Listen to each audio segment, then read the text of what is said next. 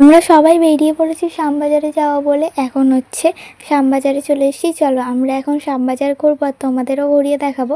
আর ওইখানে ছিল পাঁচ মাথার মোড়, আর যেখানে হচ্ছে নেতাজির একটা ঘোড়ার মধ্যে বসে থাকা স্ট্যাচু রয়েছে। আর ওখানে পাঁচটা রাস্তা গেছে বলে নাম হচ্ছে পাঁচ মাথার মোড়।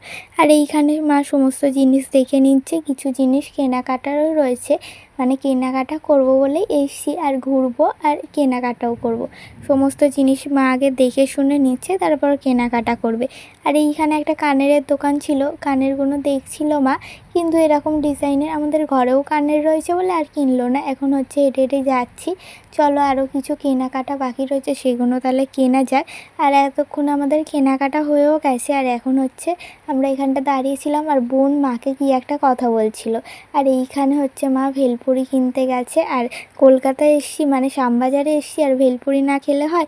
আর এখন আমি ভেলপুরি খাওয়াও শুরু করে দিয়েছি। আজকের মতন এই পর্যন্ত, টাটা।